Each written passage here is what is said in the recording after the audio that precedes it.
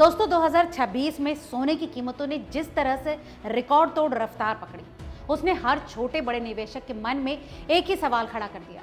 क्या अभी सोना खरीदना समझदारी है या फिर हम एक ऐसे बुलबुले के अंदर खड़े हैं जो कभी भी फट सकता है?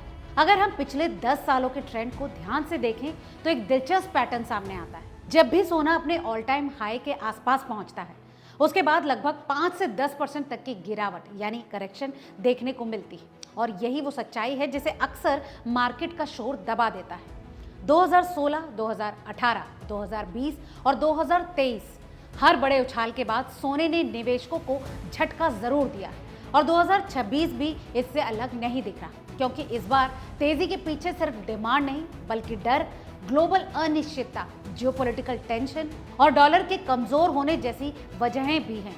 दुनिया भर के सेंट्रल बैंक इस वक्त लगातार सोना खरीद रहे हैं। निवेशक शेयर बाजार की अस्थिरता से बचने के लिए अब गोल्ड की तरफ भाग रहे हैं और यही फियर ऑफ मिसिंग आउट यानी फोमो एक ऐसा माहौल बना रहा है जहां लोग अब बिना सोचे समझे ऊंचे दामों पर एंट्री ले रहे हैं।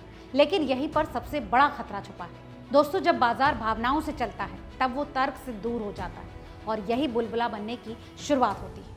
अगर आप इतिहास देखें तो हर बार जब भी निवेशकों ने सोचा कि अब तो सोना और ऊपर ही जाएगा, उसी समय मार्केट ने उल्टा मूव किया और कीमतों में गिरावट आई, जिससे लेट एंट्री लेने वाले निवेशक फंस गए।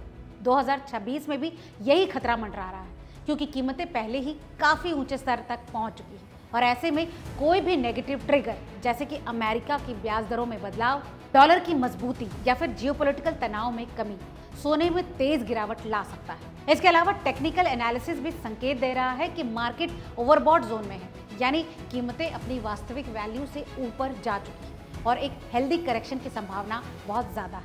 अब सवाल ये है कि क्या इसका मतलब ये है कि सोने में निवेश करना गलत है? तो इसका जवाब है बिल्कुल नहीं। सोना आज भी एक सुरक्षित निवेश माना जाता है, लेकिन दोस्तों टाइमिंग सबसे ज्यादा महत्वपूर्ण है।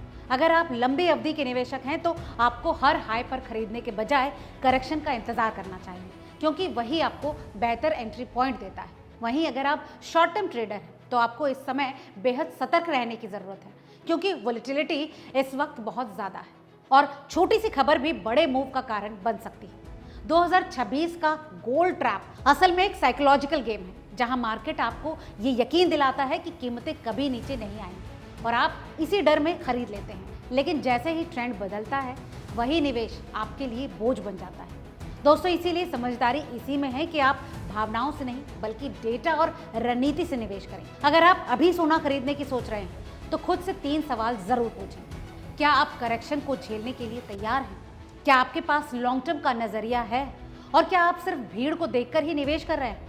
अगर इन सवालों का जवाब स्पष्ट नहीं है तो शायद अभी रुकना ही बेहतर फैसला हो सकता है, क्योंकि मार्केट में पैसा वही कमाता है जो धैर्य रखता है, न कि वो जो भीड़ के साथ भागता है। और याद रखिए कि हर चमकती चीज सोना नहीं होती और हर तेजी मुनाफे का मौका भी नहीं होती। कभी कभी वही तेजी सबसे बड़ा जाल बन जाती है। इसीलिए 2026 के इस गोल्ड रश में कूदने से पहले एक बार ठहर कर जरूर सोचिए कि कहीं आप भी गोल्ड ट्रैप में तो नहीं फंस रहे। दोस्तों, इस बारे में आपको क्या लगता है? हमें कमेंट करके जरूर बताएं। आज की इस रिपोर्ट में फिलहाल इतना ही। वीडियो अगर पसंद आया हो तो इसे लाइक और शेयर करना ना भूलें और याद दिला दें कि ये वीडियो महज जानकारी के लिए। किसी भी निवेश से पहले अपने फाइनेंशियल एडवाइजर की सलाह जरूर ले लें।